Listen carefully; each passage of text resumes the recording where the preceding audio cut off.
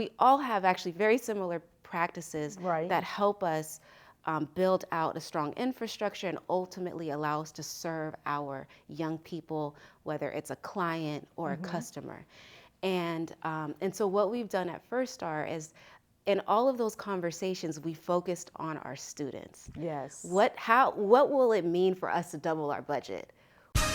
Hello, and welcome to the Leadership Reality Podcast with your girl, Taiji Charity. This podcast is for C-suite leaders to discuss their experiences and provide insight, encouragement, and inspiration for seasoned and inspiring leaders, offering valuable solutions to today's challenges that will inspire, ignite, and invigorate new and seasoned leaders to walk in their God-given authority with compassion, kindness, and empathy. So sit back, relax, and be prepared to be inspired with today's episode of Leadership Reality. Thank you.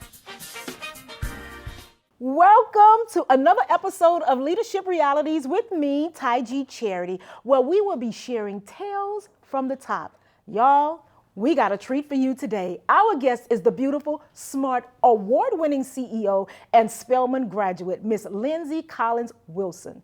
She is the CEO of First Star Incorporated, a national nonprofit that empowers high school age youth in foster care to transition to self-sufficiency through higher education and other pathways. Her career began with Teach for America in Atlanta, Georgia, where she increased students' achievement and earned the Atlanta Families Award for Excellence in Education. She partnered with organizations like the EPA and the King Center to positively impact students' lives. As the youngest female principal at Inner City Education Foundation in Inglewood, California, she developed a leadership model that earned her the Leadership Award and the Young Achievement Award from the Black Business Association. Since becoming CEO of First Star in 2019, Lyndsey has doubled the organization's budget and staff size, expanded program reach, and secured over $35 million in funding from California state legislatures and various donors to bolster education services for youth in foster care nationwide. Oh my God, teach us, Lyndsey, teach us. Lyndsey has established alumni services, launched a virtual STEAM curriculum, and built coalitions like the California Foster Youth Pre-College Collective. Under her leadership, 97% of First Star youth graduate high school and 89% pursue secondary education. Lyndsey's achievements have been featured in in LA Times Magazine, ABC Nighttime News, the LA Times, the NBC, and she's also led workshops globally in Mexico, South Africa, Bosnia, the girls all over. In March, she was named Alumni Honoree of the Year by Spelman's Los Angeles Alumni Chapter under the banner Powerful Pioneer, and a powerful pioneer she is.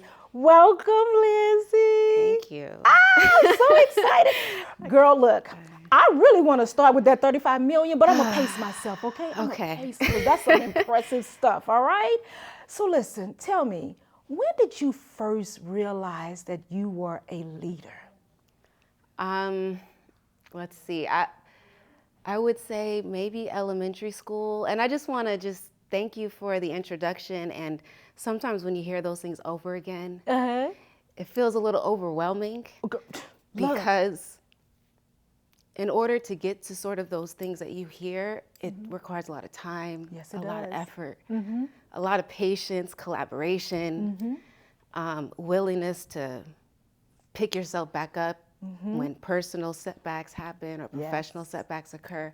So, just thank you for that wonderful introduction. No, absolutely. And thank you for saying that, because sometimes people hear the achievement and they hear all the accolades and they think it's like an overnight success, and people don't always understand what you've been through. Right. It's like you see me right now on the other side of something. Right. But honey, if you had to go through some of the things I went through to get to that, you might just want to sit back and clap and say, good job. Yeah. So thank you for sharing that. Yeah, no, thank you. So all right, tell me, in elementary school. So elementary school, kindergarten, I was selected to be in the school play. So I had one of the leading roles as a kindergartner in the school play. What play was it? And Little Red Riding Hood. I love it.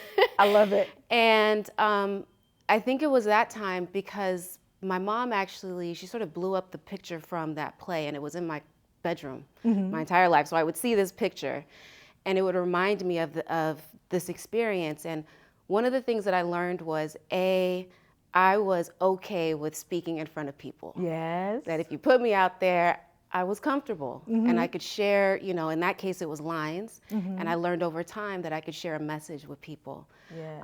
But I also realized the impact of being able to share something that matters to folks, and also the feeling that you get back from it, the reaction you get from individuals. And so I think that was a part of the start of my leadership journey. It started really as early as kindergarten. I love it. And you just Yeah. kind of, or your parents are nurtured that Right. leadership quality. Right. So in this realm of business, when was Yeah. your first role in business as a leader? In business as a leader, my first role, it would have to be in high school. I was an entrepreneur. You better go ahead, girl. That's what I'm talking about. I was an I needed friends like you in high school. Yes. I would, we're from here, Los Angeles, California. I would go down to downtown Los Angeles, to downtown. I would buy things and I would sell it to my friends. I know that's right. And for the goal of, having things that I wanted. So if I wanted to purchase the class ring, I knew I needed to work a little harder because there was only so much that my parents were able to give. And so that sort of started a bit of the entrepreneurial piece in me, is just being willing to sort of purchase things and resell with classmates and with others. But also I think that my sort of formal understanding in the business space came by way of my aunt, who is the publisher of LA Focus. We love LA Focus. Let's just put that out there. We love LA Focus. Yeah, so she would have me working in her office every summer. Are you And serious? I was doing pretty tedious tasks where I would listen to an interview and try to transcribe it the best way I could, a 20-minute interview, and I'm 13, trying my best. And I would give her the final product that I thought was pretty good. It wasn't the best, but she would accept it as it was because she understood that she was developing these skills in me. I was working on mailing items and mailing her books to folks and meeting with her friends and meeting with her partners and just sort of being in the room and just sort of taking in, seeing a strong woman navigate in sort of this business landscape, allowed me to really, again, step into more of that leadership role in business. And so I'm really grateful for my aunt for those opportunities. Gotta love the adults in your life that see the potential also and just really help nurture that. That's great. LA Focus has been around for how long? That's that 90s. publication since the 90s. Early 90s. Wow. Yes. Yeah, anything you need to know about the community and what's happening in the community, get your LA Focus, okay? Yeah. That's amazing. So tell me about First Star. What's the mission of First Star? Yeah, so First Star, our focus is to work with high school age foster youth to support their transition really from first year in high school as freshmen to their senior year, and then get them to that next level of post-secondary, whether it's into college or a certificate program, vocational, career, military. We want to support that transition. What makes First Star so unique and special is that we work with our kids for 4 years.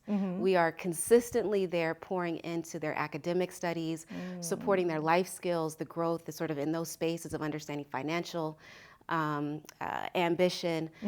And we're also there supporting them through therapeutic supports. Yes, so important with young people in foster care. People often miss that. Right. They didn't grow up with the stability or have the stability of a parent or, a mentor or someone in their life. So they really need that extra hands-on guidance. They do. And so we're able to do that over 4 years. And ultimately, after like year 1, the students start to call First Star a family. And they call their peers a family.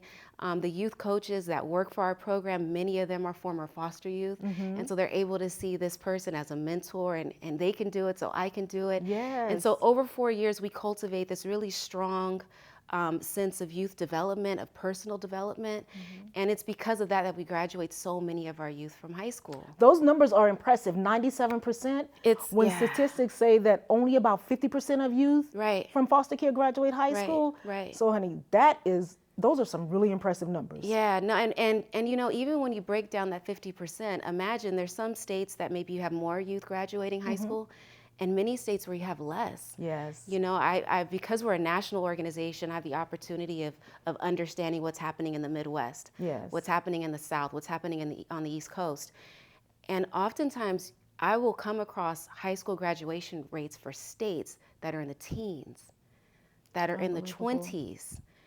And so when you think about the power of work, like what's happening here at KITS, what we're doing at First Star, is we are allowing young people to acknowledge that they are leaders. Yes. And that what they have gone through can be parlayed into talents and strengths. Absolutely. And it's because of that time and dedication and commitment that we're able to get to that 97% of young people graduating from high school. Yes. And so many of them actually thinking about what those next steps are and pursuing those next steps. And it's the expectation. Yeah.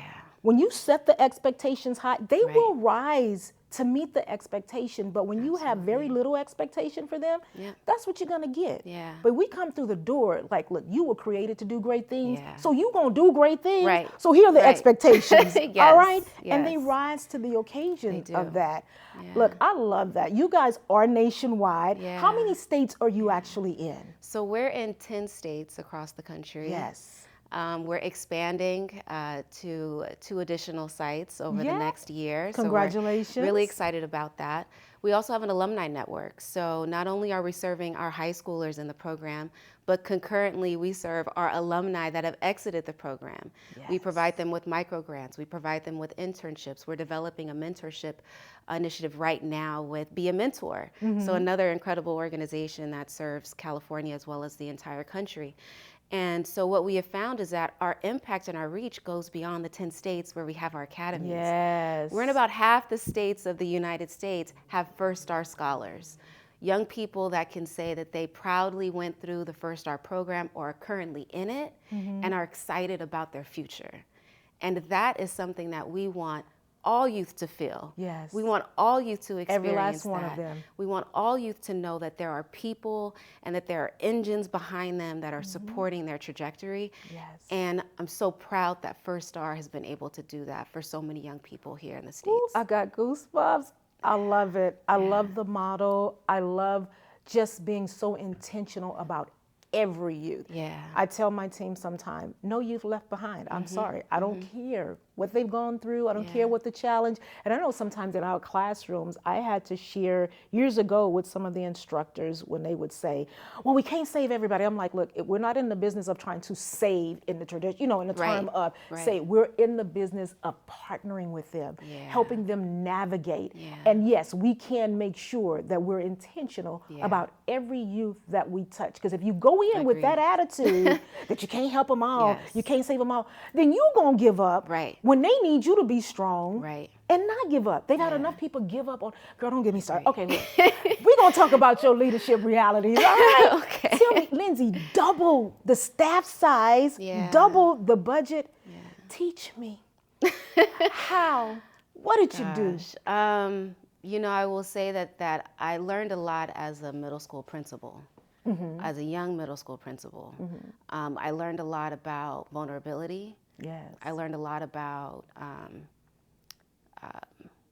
being willing to evaluate and being okay and open about evaluation processes and not making people feel bad maybe for not meeting a goal, but talking about how can we provide the resources and the bandwidth to help us get there.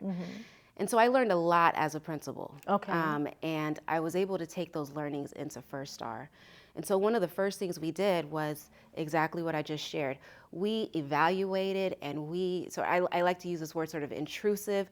We intrusively reviewed our budget. Okay. I wanted to understand, where is the money going? How much money are we putting towards programs? What's the ROI with those programs? How much are we, as an organization, do we have to fund in order to keep a program going, as opposed to the program itself? What is it able to bring in?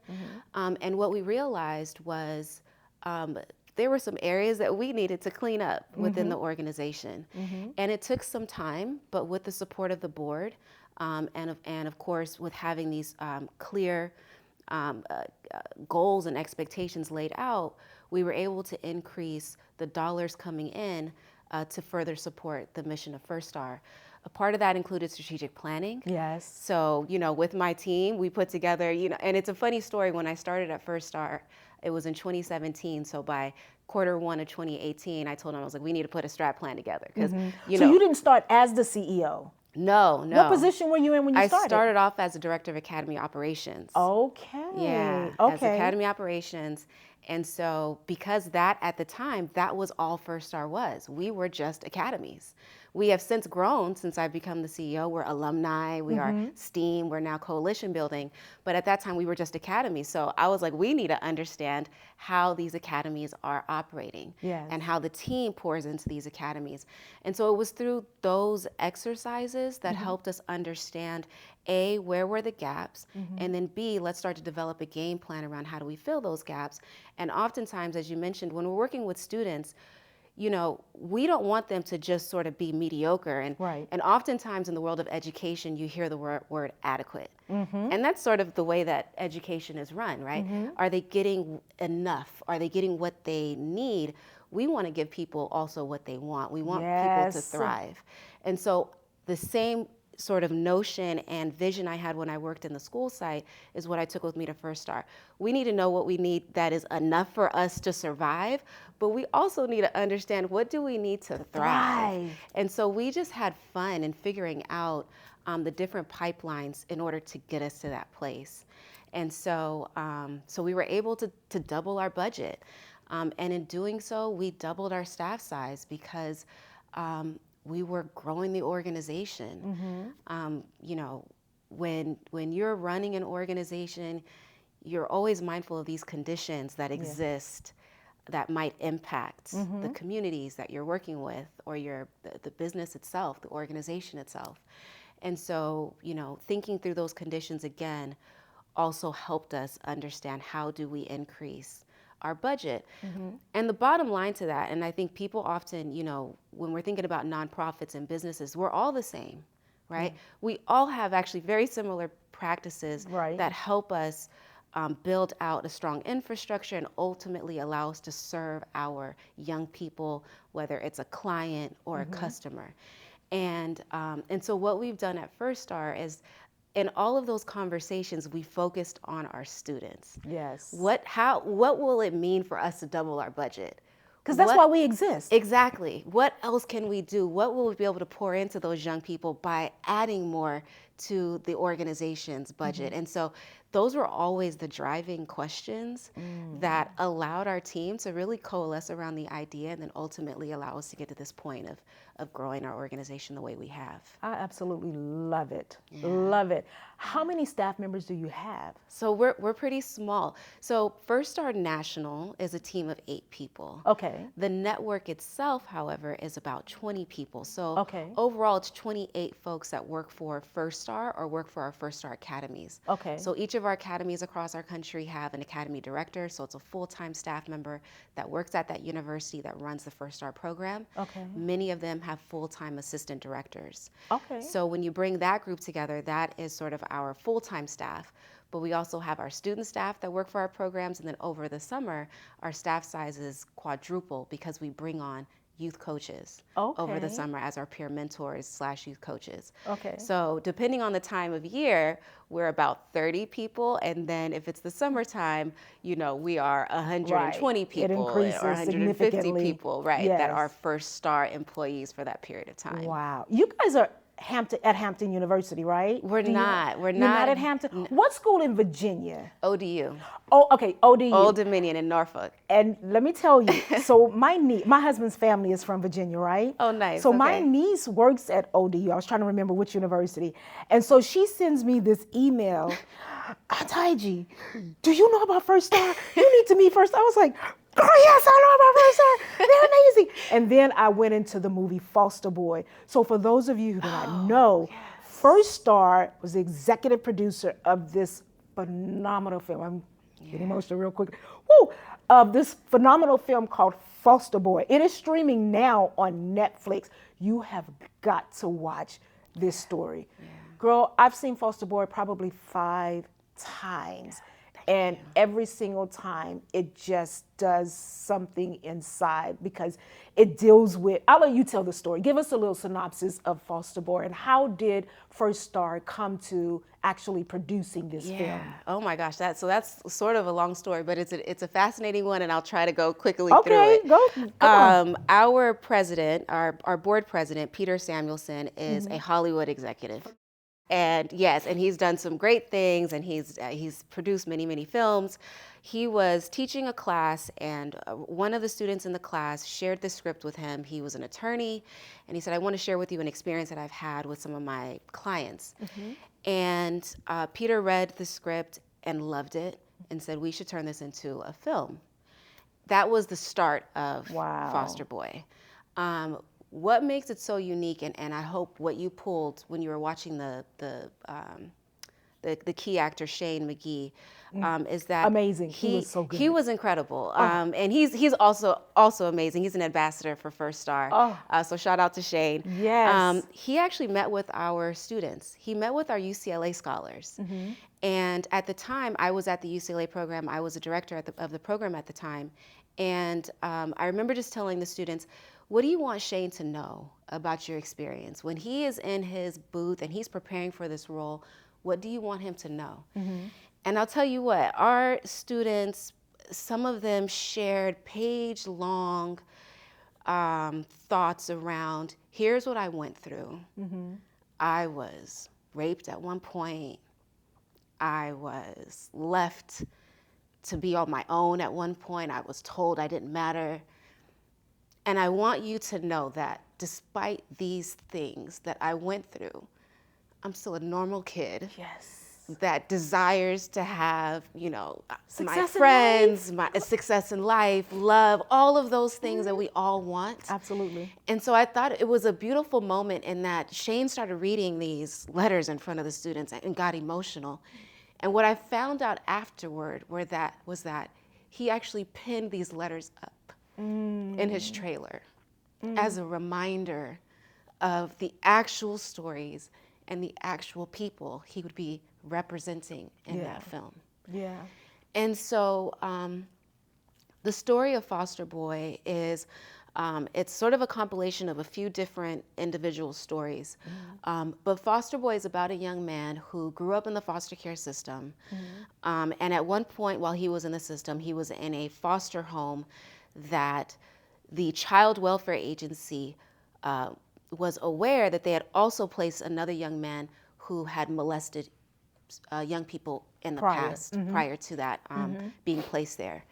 The young man in the film,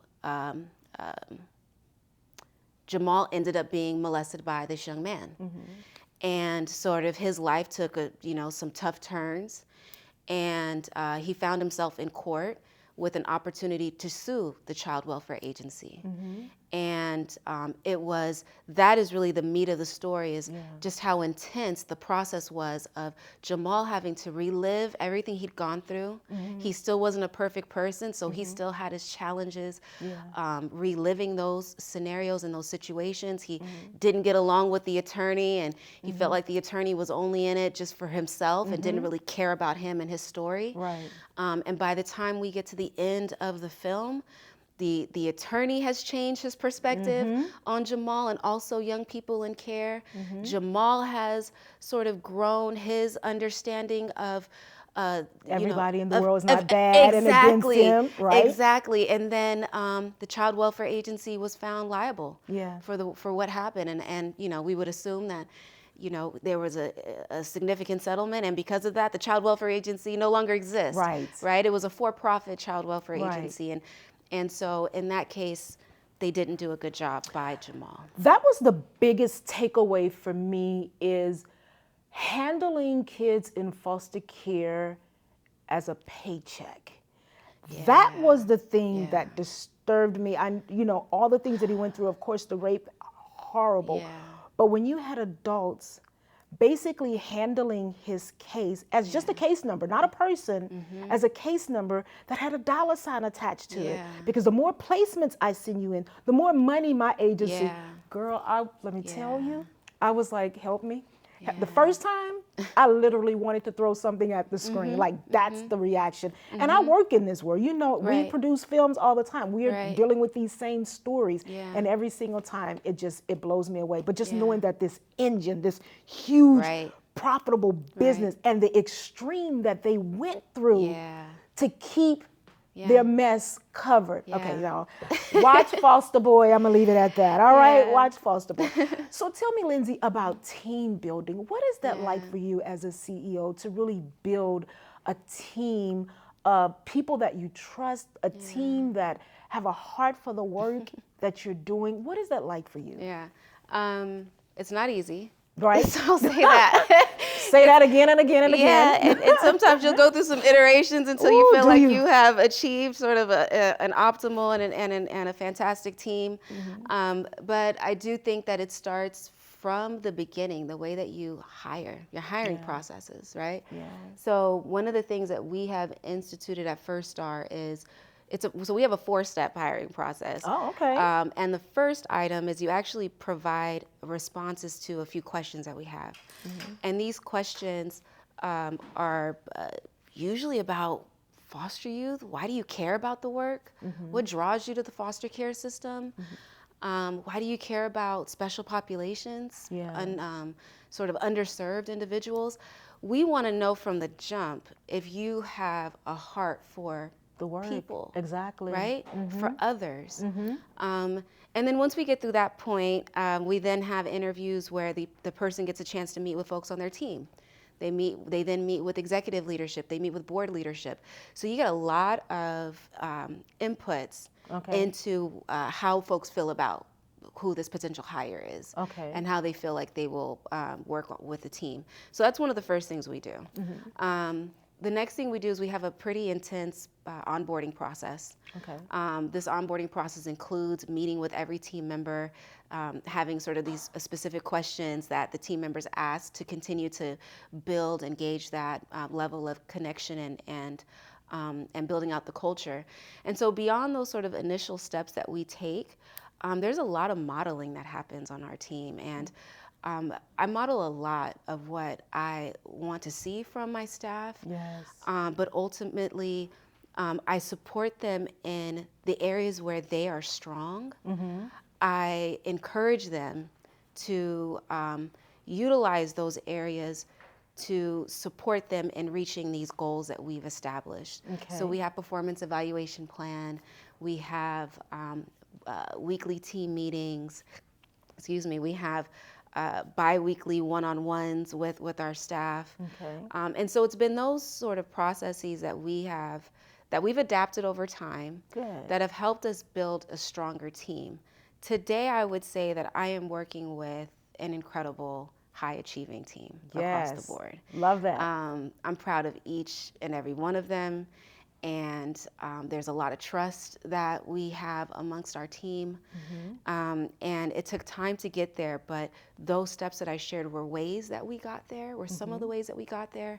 And then other ways are opportunities to be vulnerable with one another. When you're in a team environment, we do focus on, the strategic plan and what we have in front of us over the next week, month, year that we need to work on. But the other piece is, how are you doing? Tell me about your family. Tell me about your friends. I can tell you very specific details of everybody on my team. Because I like to get to know them beyond what they produce. And so I think that has helped with achieving and sort of creating this particular team. That is so great. Part of my struggle is I'm sort of this all-in girl. Like, finding balance for me is sometimes really hard because I believe in, being a vulnerable.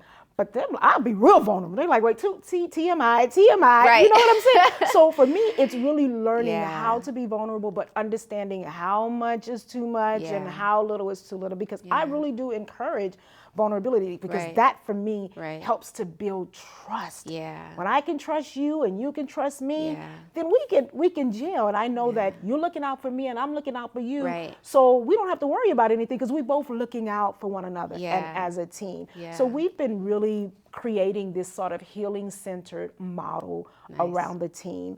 And I know one of the challenges is being a small organization.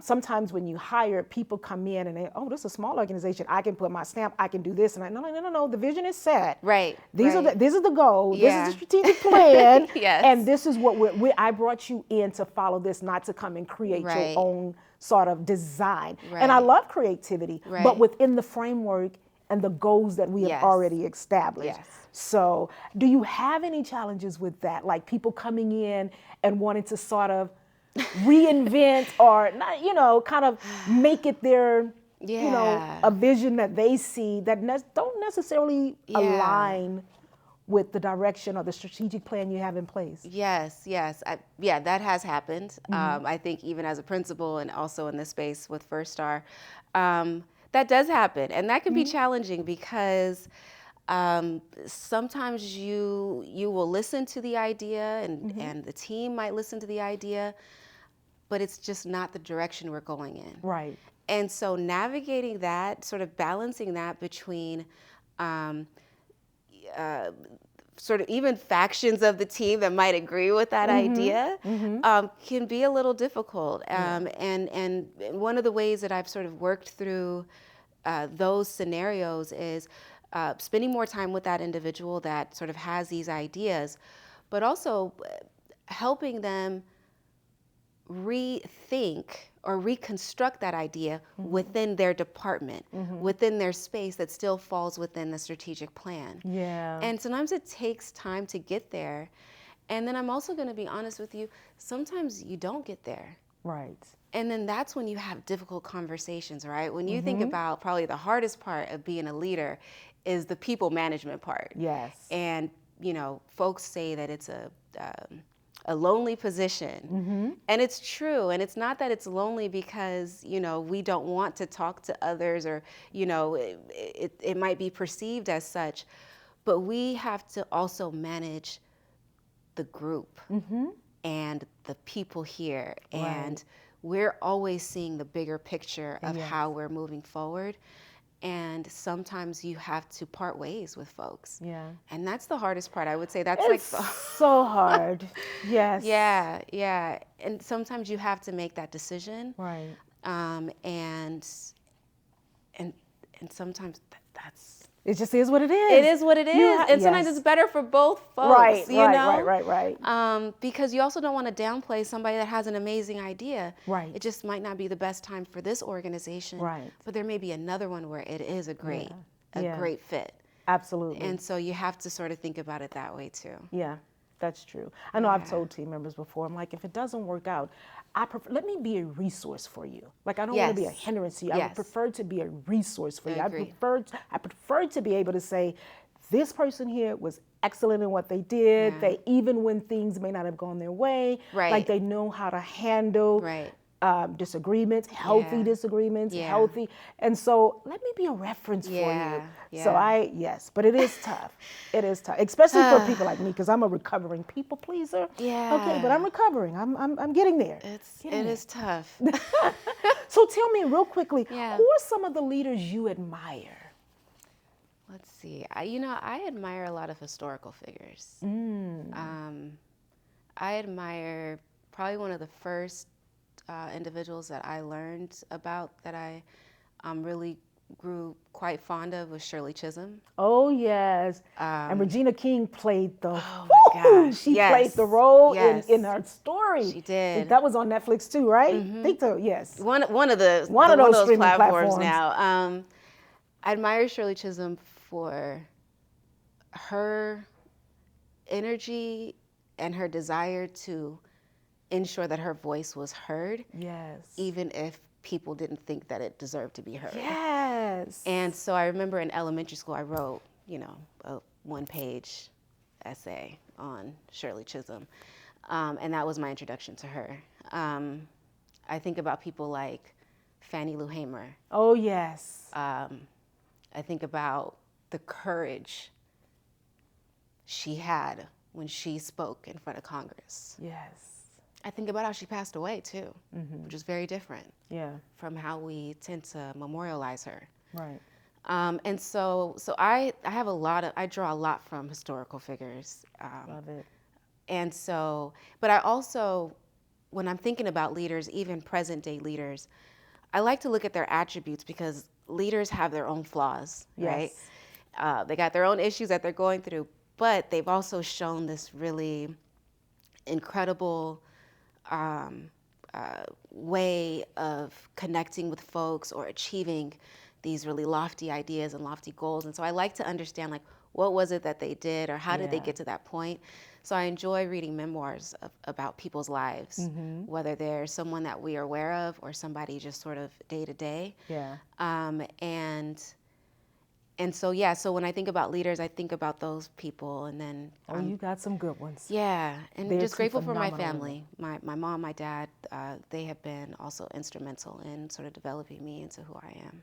Love it. Yeah. Look, I'm not trying to land the plane. Y'all know I struggle with landing the plane because the conversation's been so good. But before I do land the plane, what nuggets would you like to share with just an aspiring leader or aspiring leaders? Like, what nuggets would you kind of use to encourage some up and coming leaders or even seasoned leaders who've been in a position for a while? I would say to up and coming leaders or even seasoned leaders to continue to keep your eye on the prize. Yes. Setbacks are going to happen, personal ones, societal ones, professional ones. Don't let that keep you down. Pick yourself back up. And even if you need to ask a friend to help pick you back up. Phone a friend. But don't allow that to keep you from achieving what God has destined for you, what you have destined for yourself. Think about the friends that you're meeting along the way, the network of supporters. And also always remember that you don't get to that end point by yourself. Right. You get to that end point with amazing people around you. And so continue to pour into those people around you. And so that's what I would share. And let your light shine. I shared this when I was giving at the Spelman event. And congratulations again on that award. Thank you. Very impressive. Thank you. And I ended that time with the audience with, this little light of mine, I'm going to let it shine. I know that's right. And so that's the one thing that I would lremind people of. At any point in time, let your light shine. Let your light shine. Ooh, girl, I'm going to sip to that and I'm going to land the plane. Lyndsey, Thank you. That was so good. And something we learn as little kids, especially people that grew up in the church singing, this little light of mine, I'm gonna let it shine. But it's so powerful because God has given all of us a light. And he's given enough light for all of us to shine. All right, all right, she's about to take me to church, y'all. It has been amazing sitting with you, Lyndsey. Thank you so much for saying yes. Thank you for your leadership. Thank you for your wisdom. Thank you for investing in the most vulnerable group of young people. We need more of you. We need more organizations like First Star, like Kids in the Spotlight, to just really stop and make sure that youth in foster care are taken care of, to let them know they matter and they're not forgotten. That is our show for today, ladies and gentlemen. Thank you so very much for joining us. I hope you heard something today that you can embrace and take with you on your leadership journey. And remember those 3 magical words: like, share, and subscribe. Y'all know how they do it. It's just how you do it. So we want to get the word out. We want more people to hear from amazing leaders and pioneers like Lyndsey. So please share. Thank you again. Have an amazing day on your leadership journey. Bye now. All right, ladies and gentlemen, that is our show for today. I hope you were inspired and you gained some valuable nuggets that will help you to become a better leader and to walk in your God-given authority. Bye until next time.